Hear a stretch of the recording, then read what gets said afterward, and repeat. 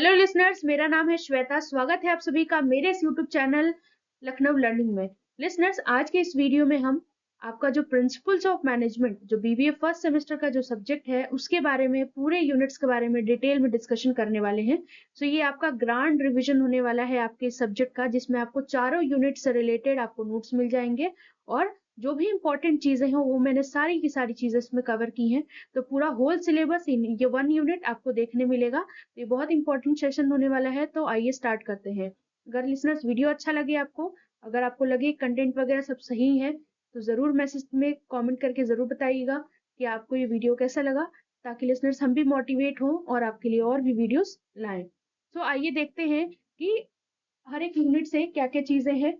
तो लिसनर्स, जैसा कि ऑलरेडी मैंने आपको इस जो सब्जेक्ट है आपका, इससे पर्टिकुलर पर्टिकुलर टॉपिक पे हर एक यूनिट का जो है वीडियो बना रखा है, तो उसमें आप अलग अलग जाके देख सकते हैं। लेकिन क्या होता है कि अभी कभी एग्जाम के टाइम पर हमारे पास इतना टाइम नहीं होता कि हम पूरा के पूरे वीडियोस को देखें। तो इसमें क्या है, तो इसलिए मैंने सारे के सारे यूनिट्स को एक आपके वीडियो में कवर करने का प्रयास किया है। तो देखते हैं। सबसे पहला यूनिट आता है हमारा listeners, nature and significance of management.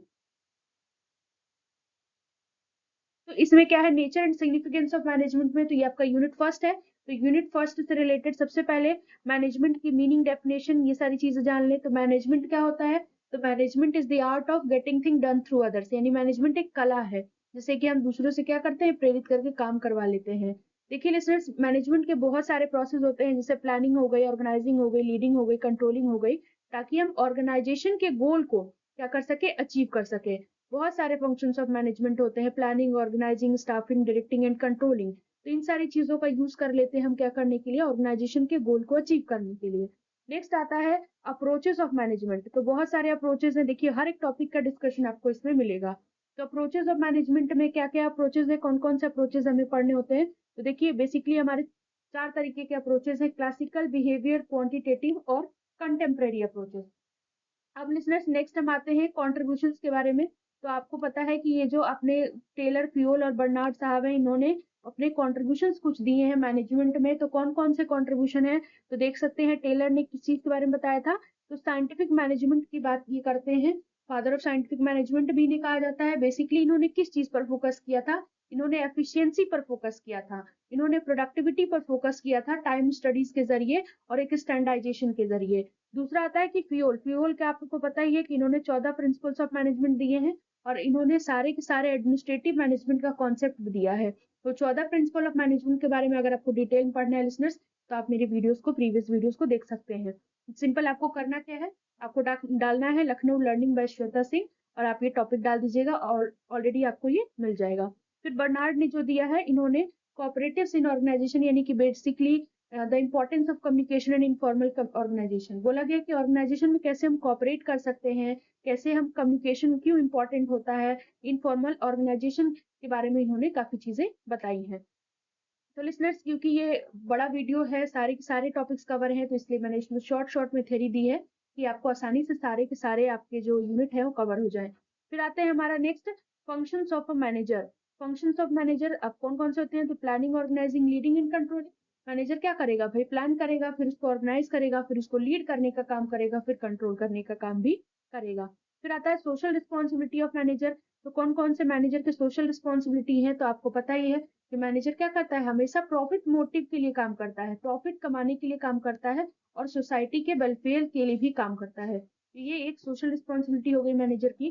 फिर आता है हमारा लास्ट टॉपिक इसी में है, वैल्यूज इन मैनेजमेंट, यानी कि कौन कौन से वैल्यूज हमने देखने मिलता है मैनेजमेंट में। तो इंटीग्रिटी देखती है हम, ट्रांसपेरेंसी देखते हैं, अकाउंटेबिलिटी हो देखते हैं, फेयरनेस देखते हैं डिसीजन मेकिंग में। तो ये कुछ वैल्यूज हैं। तो इन शॉर्ट आपका फर्स्ट यूनिट कवर होता है। तो नेक्स्ट यूनिट की बात कर ले लिसनर्स।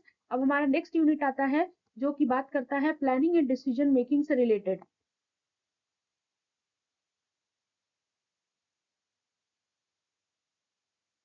तो इसमें लिसनर्स पहला आता है हमारा, जो हमारा टॉपिक है, nature and significance of planning. यानी कि प्लानिंग क्या होता है, तो प्लानिंग में हमने पढ़ा था कि क्या है, planning is deciding in advance what to do, how to do, when to do and for whom it is going to be done. यानी कि प्लानिंग बेसिकली डिसाइड क्या करता है कि where we want to day and where we want to reach, यानी कि basically ये gap को बताता है कि अभी हम कहाँ हैं और हमें कहाँ पहुंचना है। तो बेसिकली इसमें हम क्या करते हैं, गोल्स को सेटअप करते हैं, स्ट्रैटेजीज बनाते हैं, ये भी बताते हैं कि इसको हम कैसे अचीव करेंगे। फिर इसके ऑब्जेक्टिव्स क्या है, उद्देश्य क्या है इस चीज के। तो लिसनर्स, उद्देश्य में यही होता है कि ऑर्गेनाइजेशन के जो भी गोल है उसको कैसे अचीव किया जाए। ठीक है। तो आता है हमारा नेक्स्ट स्टेप्स ऑफ प्लानिंग, यानी कौन कौन से स्टेप्स को फॉलो करेंगे अगर हम प्लानिंग कर रहे हैं तो प्लानिंग के दौरान लिसनर्स स्टेप्स जो आते हैं आपके, ये देखिए, ये आपके 5 स्टेप्स हैं। पहला ऑब्जेक्टिव्स डिफाइन करना, अल्टरनेटिव्स को बताना, कि ऑब्जेक्टिव्स पहले हमको पता होना चाहिए। जैसे देखिए, कोई भी चीज सेटअप करते हैं तो हमें उद्देश्य पता होना चाहिए, हम क्यों कर रहे हैं ये काम। जैसे आप लोग को भी उद्देश्य पता है कि आप क्यों इस वो क्यों आप पढ़ रहे हो, तो आप पढ़ रहे हो इसीलिए कि भाई आपको एग्जाम से क्वालिफाई करना है, चाहे आगे आपको कुछ फ्यूचर में करना है, तो ये आपका गोल है, इसलिए आप पढ़ रहे हैं। तो basically define objective, objectives define होना चाहिए जो भी आप काम करने जा रहे हो। फिर उसके ऑल्टरनेटिव्स क्या-क्या हैं उसको पहचानिए आप, फिर उन ऑल्टरनेटिव्स का मूल्यांकन करिए, फिर उसके बाद उस प्लान को इम्प्लीमेंट कर दीजिए। फिर रिव्यू करिए कि क्या हमने जो किया है वो सही है, कितना उसका आउटकम मिला है, और फिर उन प्लान को रिवाइज़ करिए। तो ये कुछ स्टेप्स हैं आपके। फिर आता है डिसीजन मेकिंग इन प्लानिंग। तो डिसीजन मेकिंग प्लानिंग में क्या होता है, ये स्टेप, मतलब हम इसमें क्या करते हैं कि बेसिकली इसमें की स्टेप क्या है कि हम बेस्ट ऑल्टरनेटिव को चूज़ करें, तभी हम डिसीजन ले सकते हैं। फिर आता है टेक्निक्स डिसीजन मेकिंग में। तो देखिए, टेक्निक्स के बारे में डिस्कशन किया है मैंने। कॉस्ट बेनिफिट एनालिसिस का यूज करते हैं, डिसीजन ट्री का करते हैं, strength weakness opportunity threat analysis का करते हैं, रिस्क एनालिसिस का करते हैं। तो लिसनर्स, इसमें मैंने सिर्फ शॉर्ट में दिया है ताकि आपके पूरे के पूरे जिन बच्चों का भी मान लीजिए रिवीजन नहीं हुआ है, तो ये एक शॉर्ट कह सकते हैं कि आपका पूरा ग्रैंड रिवीजन तो है, लेकिन इसमें आपको जो टॉपिक्स है उसमें शॉर्ट शॉर्ट में सारी चीजें मिल जाएंगी, आपको कहीं जाने की जरूरत नहीं पड़ेगी। फिर अब बात कर लेते हैं हम ऑर्गेनाइजेशन, जो हमारा नेक्स्ट टॉपिक है आपके सेकेंड यूनिट में, उससे रिलेटेड। तो ऑर्गेनाइजेशन की बात करें तो ऑर्गेनाइजेशन की मीनिंग आप लोग जानते ही हो कि संगठन बेसिकली क्या होता है। तो वहां पर बहुत सारे ग्रुप ऑफ पर्सन मिलकर के काम करते हैं, वही तो संगठन है, एक उद्देश्य को पूरा करने के लिए। तो बेसिकली लिसनर्स, इसमें होता क्या है, तो इसमें बेसिकली बताया गया है कि नेचर एंड सिग्निफिकेंस की बात करें, यानी कि इसके कैरेक्टरिस्टिक्स क्या हो सकते हैं, ये इंपॉर्टेंट क्यों है। तो ये इसलिए इंपॉर्टेंट है लिसनर्स, क्योंकि ये क्या करता है, जितने भी टास्क है उनको अरेंज कर लेता है, फिर रिसोर्सेज को अरेंज कर लेता है ताकि हम गोल्स को अचीव कर सके। भाई जितने भी टास्क हैं अगर आपने कंप्लीट कर लिया, अपने जो भी रिसोर्सेज हैं आपके, जो भी आपको टारगेट मिला हुआ है उसको सेट कर लिया, तो बेसिकली जाहिर सी बात है ऑर्गेनाइजेशन के गोल्स को अचीव करने में सक्सेसफुल हो जाएंगे।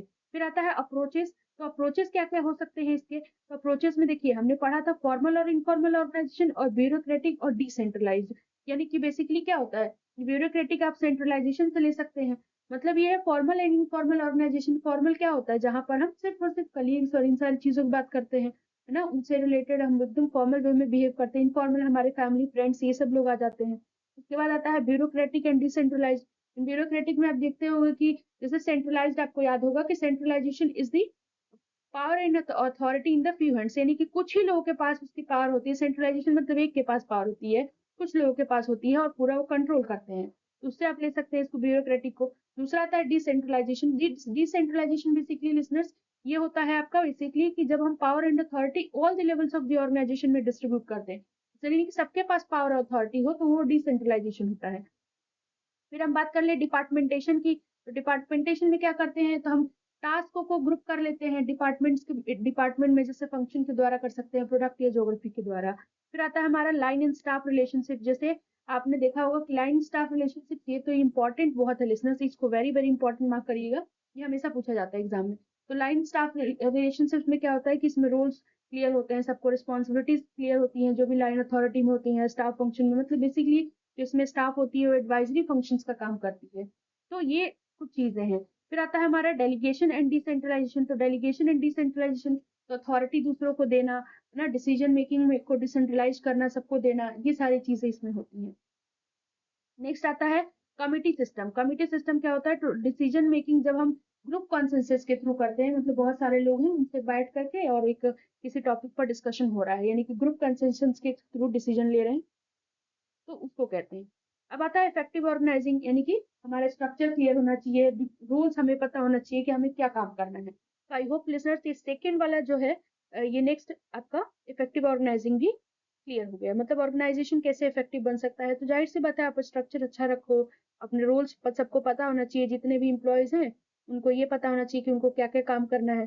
और किसी को पता ही नहीं कि किसको क्या काम करना है, तो उसमें हौच पौच हो जाता है, जिसके कारण काम बिगड़ने की संभावनाएं रहती है। इसलिए हमारी ऑर्गेनाइजेशन जो है, ऑर्गेनाइजिंग जो है वो बहुत ही ज़्यादा प्रभावशाली होनी चाहिए, इफेक्टिव होनी चाहिए। तो लिसनर्स यहाँ पर आपका सेकंड यूनिट भी क्लियर समाप्त होता है। अब बात कर लेते हैं हम थर्ड यूनिट के बारे में। थर्ड यूनिट जो बेसिकली है हमारा, वो है स्टाफिंग एंड डायरेक्टिंग से रिलेटेड। अब स्टाफिंग एंड डायरेक्टिंग क्या होता है? तो स्टाफिंग में बेसिकली हम क्या करते हैं, रिक्रूटमेंट का काम करते हैं, सिलेक्शन का काम करते हैं और एम्प्लॉयज के डेवलपमेंट का काम करते हैं, ट्रेनिंग भी देते हैं। रिक्रूटमेंट क्या होता है? जब लोगों को एप्लीकेशन दी जाती है कि उसमें आप लोग क्या करिए, आइए, तो रिक्रूटमेंट रिक्रूट करते हैं। फिर सेलेक्ट, जब एप्लीकेशन आ जाती है तो हम उसको फिर सेलेक्ट कर लेते हैं। और उसमें से देखिए, इसमें पॉजिटिव और नेगेटिव लिसनर्स ये पूछा जाता है कि जो सिलेक्शन प्रोसीजर होता है वो पॉजिटिव प्रक्रिया या नेगेटिव है।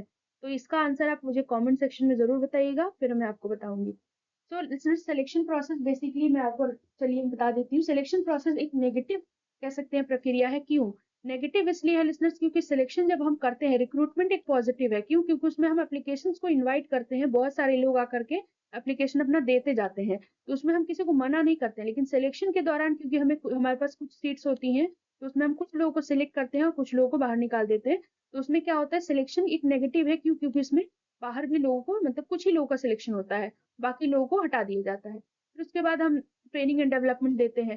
फिर अब बात कर लेते हैं नेचर एंड सिग्निफिकेंस की। तो इसमें क्या होता है कि ऑर्गेनाइजेशन इंश्योर करता है कि उसके पास राइट लोग हों और राइट स्किल्स के साथ हो, मतलब जो लोगों को भी उसने हायर कर रखा है उनके पास वो स्किल हो, नॉलेज हो, मतलब राइट पर्सन को उसने कर रखा हो। फिर आता है सिलेक्शन। सिलेक्शन क्या होता है? सिलेक्शन बेसिकली एक प्रोसेस है जिसमें हम क्या करते हैं, बेस्ट कैंडिडेट को चूज करने का प्रयास करते हैं, इंटरव्यू के थ्रू, टेस्ट के थ्रू। जैसे आपने देखा होगा कि बेसिकली जब हम प्रिपरेशन कर रहे होते हैं गवर्नमेंट एग्जाम की, या फिर आप कह सकते हो प्राइवेट के लिए भी, तो उसमें क्या होता है, उसमें बेस्ट कैंडिडेट को चूज करते हैं। पहले वो टेस्ट वगैरह लेते हैं, टेस्ट में पास आउट करने के बाद डेमो वगैरह कराते हैं, उसके बाद इंटरव्यू वगैरह कराते हैं, तो इंटरव्यू भी लेते हैं, इसके जरिए वो लोग सिलेक्शन करते हैं। फिर आता है अप्रेजल। अप्रेजल यानी परफॉर्मेंस अप्रेजल, ये इसकी बात हो रही है। तो इसमें क्या करते हैं, इम्प्लॉयज के परफॉर्मेंस को रेगुलरली चेक करते हैं, हम एसेस करते रहते हैं, इसको कहते हैं। फिर आता है हमारा next, development of manager. Managers का डेवलपमेंट यानी कि ट्रेनिंग देंगे, उनके कैरियर से रिलेटेड डेवलपमेंट करेंगे ताकि उनकी मैनेजरियल जो स्किल है उसको हम डेवलप कर सकें। अब आता है नेक्स्ट लिसनर्स, जो हमारा इसमें जो नेक्स्ट पॉइंट है वो है हमारा डायरेक्टिंग। डायरेक्टिंग की बात कर ले, तो डायरेक्टिंग क्या होता है?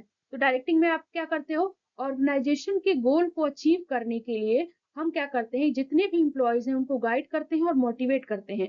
तो भाई गाइड करेंगे कि इस दिशा में आपको काम करना है, मोटिवेट करेंगे तो वो इंटरनली मोटिवेट होकर के वो क्या करेगा, इंप्लॉय अच्छे से काम करेगा, जिससे कि हमारा जो ऑर्गेनाइजेशन का उद्देश्य है वो पूरा हो सके। तो इसमें बेसिकली डायरेक्टिंग में यही काम होता है कि गाइडिंग एंड मोटिवेटिंग एम्प्लॉयज। फिर आता है हमारा नेक्स्ट, इशूज।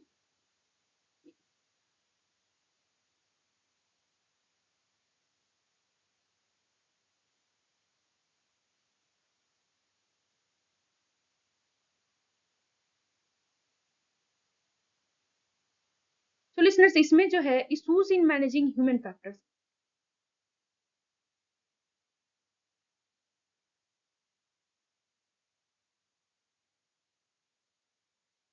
ह्यूमन फैक्टर्स को मैनेज करने की बात हो रही है कि कैसे हम इशू, मतलब कौन कौन से इश्यूज आ सकते हैं अगर आप ह्यूमन फैक्टर्स को मैनेज करते हैं। तो पहले एक इंडिविजुअल और ग्रुप के बिहेवियर को हैंडल करना है। फिर टीम डायनामिक्स, कॉन्फ्लिक्ट मैनेजमेंट। क्या मतलब है इसका? तो इंडिविजुअल और ग्रुप बिहेवियर, भाई जाहिर सी बात है, अगर कोई इंडिविजुअल किसी भी पर्सन से सहमत नहीं है तो एक साथ काम नहीं कर पाएंगे। तो बेसिकली हमको क्या है, कॉपरेशन की भावना को लेकर के चलना है। टीम डायनामिक्स होना चाहिए, टीम में चेंजेस अगर मान लीजिए हो रहे हैं तो भी प्रॉब्लम्स आती हैं। कॉन्फ्लिक्ट मैनेजमेंट, अगर आपस में जो एम्प्लॉयज हैं उनकी जो विचार हैं, उनके आइडियाज, उनके थॉट्स ना मिले तो कॉन्फ्लिक्शन हो सकती है, लड़ाई झगड़े हो सकते हैं कि नहीं हम इस तरीके से काम करना पसंद करते हैं तो हम उस तरीके से नहीं करेंगे। तो बहुत सारी चीजें होती हैं। तो ये सारे जो प्रॉब्लम्स आती हैं बेसिकली अगर ह्यूमन फैक्टर्स को मैनेज करिए तो कॉन्फ्लिक्ट मैनेजमेंट, कॉन्फ्लिक्ट भी होता है मैनेजमेंट। दूसरा आता है हमारा नेक्स्ट पॉइंट है मोटिवेशन। तो मोटिवेशन का मतलब होता है लिसनर्स अभिप्रेरणा, यानी कि हम जब क्या करते हैं, मोटिवेशन एक इंटरनल फीलिंग फीलिंग कह सकते हैं कि एक ऐसा प्रोसेस है, एक ऐसा प्रक्रिया है जिसमें हम एम्प्लॉयज को इंकरेज करते हैं ताकि वो काम करे और ऑर्गेनाइजेशन का गोल भी पूरा हो सके। फिर आता है हमारा लिसनर्स की नेचर एंड सिग्निफिकेंस क्या है, क्यों इंपॉर्टेंट है। भाई बहुत सारी चीजें बना सकते हैं आप इससे। तो मोटिवेशन से लिसनर्स प्रोडक्टिविटी बढ़ती है, हमारा मोराल अप होता है, मतलब मोराल भी हमारा बढ़ता है। नेक्स्ट आता है कि थ्योरीज एंड टेक्निक्स। अब देखिए लिसनर्स, ये बहुत इंपॉर्टेंट है खास करके जो आपका मोटिवेशन है उससे रिलेटेड थियरीज एंड टेक्निक्स पूछी जाती हैं। तो कौन-कौन सी थियरी है? तो पहला आता है मैस्लो की हायरार्की नीड्स वाली थ्योरी, यानी Maslow needs hierarchy theory, Maslow hierarchy of needs ये भी कह सकते हैं। तो इसमें देखिए इन्होंने 5 तरीके के आपके जो कह सकते हैं नीड्स को बताया था। पहला साइकोलॉजिकल, फिर safety, love, esteem and self actualisation need. तो साइकोलॉजिकल में बेसिक देखिए, पहला तो इन्होंने खैर साइकोलॉजिकल जो दिया हुआ है, फिर सेफ्टी, फिर उसके बाद जैसे क्या होता है इसमें, ये जो हमारी बेसिक जो नीड होती है, फूड, शेल्टर एंड क्लोथिंग, वो आ जाती है, उसको पूरा करते हैं। तो फिर सेफ्टी की तरफ जाते हैं, फिर उसके बाद लव की तरफ जाते हैं, एस्टीम की तरफ जाते हैं, फिर सेल्फ एक्चुअलाइजेशन नीड होती है। तो बेसिकली इसमें सारे के सारे पॉइंट्स 5 पॉइंट्स हैं, ये बहुत इंपॉर्टेंट है। फिर नेक्स्ट आता है हमारा हर्ज़बर्ग टू फैक्टर्स थ्योरी। जो हर्ज़बर्ग की जो टू फैक्टर थ्योरी है, उन्होंने इस टू फैक्टर थ्योरी में हाइजीन फैक्टर और मोटिवेटर्स के बारे में बताया था। नेक्स्ट आता है, ये पूछा जाता है कि किसकी थ्योरी है। एमसी ग्रेगर ने कौन सी थ्योरी दी थी? तो थ्योरी एक्स और थ्योरी वाई दी थी, जिसमें इन्होंने एम्प्लॉइज के मोटिवेशन से रिलेटेड अलग अलग व्यूज दिए थे कि थ्योरी एक्स में क्या होता है, थ्योरी वाई में क्या होता है। तो लिसनर्स, नेक्स्ट आता है हमारा एक्सपेक्टेंसी थ्योरी। एक्सपेक्टेंसी थ्योरी क्या होती है? तो एम्प्लॉइज इसमें मोटिवेटेड रहते हैं जब भी वो एफर्ट्स डालते हैं ताकि उनको एक रिजल्ट मिल सके। तो ये थर्ड यूनिट कंप्लीट हुआ यहाँ पर। अब आते हैं हम फोर्थ यूनिट के बारे में। आई होप लिसनर्स आपको ये सेशन बहुत पसंद आ रहा होगा। वीडियो अच्छा लगे तो do like, share and subscribe. Comment में जरूर बताइएगा कि आपको ये वीडियो कैसा लगा। इससे क्या है, हम भी मोटिवेट होते हैं आपके लिए नए नए वीडियोस लाने के लिए। तो अब बात कर लेते हैं यूनिट 4 के बारे में। तो यूनिट 4 जो हमारा कम्युनिकेशन एंड कंट्रोलिंग की बात करता है, तो इससे रिलेटेड ये फोर्थ यूनिट है। कम्युनिकेशन की बात कर ले लिसनर्स, तो कम्युनिकेशन क्या होता है? तो कम्युनिकेशन में बेसिकली डेफिनेशन एंड सिग्निफिकेंस की बात करें तो इसमें हम इंफॉर्मेशन को एक्सचेंज करते हैं ताकि हम कोई भी चीज को समझ सके, और कोऑर्डिनेट भी करते हैं, यानी कोऑर्डिनेशन की भी भावना रखते हैं। फिर आता है हमारा कि प्रोसेस। अब जब कम्युनिकेशन करते हैं हम लिसनर्स, कम्युनिकेशन बेसिकली हम क्या करते हैं, जब दो पर्सन मान लीजिए हैं, तो वो अपने मैसेज को, अपने आइडियाज को एक दूसरे से शेयर करते हैं बातचीत करके, ओरल, रिटन, आप जैसे भी कह सकते हैं, तो वो होता है कम्युनिकेशन, यानी कि संप्रेषण करना। फिर आता है यानी कि प्रोसेस, यानी कि जब हम कम्युनिकेशन की बात करें तो जैसे मैंने बताया कि इसमें एक ऐसा प्रोसेस प्रक्रिया होती है जहाँ पर दो या दो से ज्यादा लोग या क्या करते हैं, कम्युनिकेट करते हैं, बातचीत करते हैं, अपने आइडियाज को शेयर करते हैं। तो कम्युनिकेशन की मीनिंग ये हुई। फिर अब प्रोसेस की बात कर ले तो कौन कौन सी प्रोसेस होती है? तो प्रोसेस में देखिए लिसनर, सेंडर आता है जो मैसेज को सेंड करता है, फिर मैसेज जो हम कंटेंट भेज रहे हैं यानी मैसेज लिख रहे हैं, मीडियम आप किसके थ्रू भेज रहे हैं, व्हाट्सअप है, फिर खूब सारे सोशल मीडिया है जिसके थ्रू भी भेजें। उसके बाद आप लेटर के थ्रू भी भेज सकते हैं, तो इसमें ये सारी चीजें होती है। फिर रिसीवर है, रिसीवर वो मैसेज को रिसीव करता है, फिर उसके बाद फीडबैक देगा कि हाँ उसको क्या समझ में आया क्या नहीं। तो ये जो है कुछ प्रोसेस है। अब बैरियर्स की बात कर लें तो देखिए, कम्युनिकेशन करते वक्त लिसनर्स हमारे पास कुछ बाधाएं उत्पन्न होती हैं, यानी कि बहुत सारी चीजें होती हैं, हम बोलते कुछ और है, सामने वाले तक बात कुछ और पहुंच रही है। तो ये सब क्या है, बाधाएं की ही एक कह सकते हो कि एक चरण है जिसकी वजह से ये होता है। तो बैरियर्स यानी बाधाएं। तो पहला आता है फिजिकल बैरियर, फिर दूसरा साइकोलॉजिकल बैरियर, लिंग्विस्टिक और कल्चरल बैरियर। लिसनर्स, इस सब के बारे में मैंने डिटेल में पढ़ा रखा है, आप मेरे एक इंडिविजुअल वीडियो को सर्च करिए, ये इसके बारे में आपको पूरा मिल जाएगा। दूसरा आता है बिल्डिंग इफेक्टिव कम्युनिकेशन सिस्टम। अगर आपको कम्युनिकेशन सिस्टम आपको बहुत ही अच्छा करना है, इफेक्टिव बनाना है, तो क्या क्या चीजें फॉलो करनी होंगी? तो ओपन चैनल्स होना चाहिए, मैसेज क्लियर होना चाहिए, मतलब समझ में आए कि क्या लिखा है आपने। एक्टिव लिसनिंग, यानी कि जो सामने सुन रहा है पर्सन वो एक्टिव हो। फीडबैक भी अच्छा होना चाहिए, तो इससे हो सकता है। फिर हमारा लास्ट टॉपिक इसमें आता है कंट्रोलिंग। कंट्रोलिंग की बात कर ले तो डेफिनेशन क्या होती है कंट्रोलिंग की? तो ऐसा प्रोसेस जिसमें हम एक्टिविटीज को मॉनिटर करते हैं, और फिर कुछ डेविएशंस है, मतलब कुछ खराब चीजें हो जाती हैं उसको हम करेक्ट करते हैं ताकि हम अपने गोल्स को अचीव कर सके। ये बेसिकली हमने डेफिनेशन और एलिमेंट में बता। नेक्स्ट आता है लिसनर्स हमारा कंट्रोल टेक्निक, यानी कि कंट्रोल टेक्निक कौन कौन सी है? तो बजटिंग को हम अपनाते हैं, फाइनेंशियल कंट्रोल करते हैं, परफॉर्मेंस का रिव्यू लेते हैं। फिर कोऑर्डिनेशन आता है। कोऑर्डिनेशन, इसमें हम क्या करते हैं कि सारे ऑर्गेनाइजेशन के जो लोग हैं, सारे पार्ट्स हैं, उनको इंश्योर करते हैं कि वो एक साथ काम करें ताकि हमारा गोल अचीव हो सके इफेक्टिवली तरीके से। और जितने भी मतलब ऑर्गेनाइजेशन के पार्ट हैं वो सब एक साथ काम करते हैं। अब आता है determinants of an effective control system. तो उसके कौन कौन से डिटर्मिनेंट्स हो सकते हैं इफेक्टिव कंट्रोल सिस्टम के? तो क्लियर होना चाहिए ऑब्जेक्टिव, एक्यूरेट डेटा होना चाहिए और क्विक फीडबैक भी होना चाहिए। लास्ट पॉइंट आता है हमारा मैनेजरियल इफेक्टिवनेस। तो इसमें क्या होता है कि हम ऑर्गेनाइजेशन के गोल को एफिशिएंटली और इफेक्टिवली अचीव कर सकते हैं। कैसे? जिसमें हम क्या करते हैं, मैनेजर की एबिलिटी को क्या करते हैं, मेजर करते हैं ताकि रिजल्ट्स को डिलीवर कर सकें। तो लिसनर्स, आज के लिए बस इतना ही। ये है आपका प्रॉपर पूरा 4th यूनिट कंप्लीट होता है। आई होप आपको ईच एंड एवरीथिंग क्लियर हो गई होगी। वीडियो अच्छा लगे तो लाइक, शेयर एंड सब्सक्राइब करना ना भूलिएगा। कमेंट में ज़रूर बताएं लिसनर्स कि आपको ये वीडियो कैसा लगा, और भी वीडियो चाहिए तो ज़रूर अपना फीडबैक दें। Thank you so much.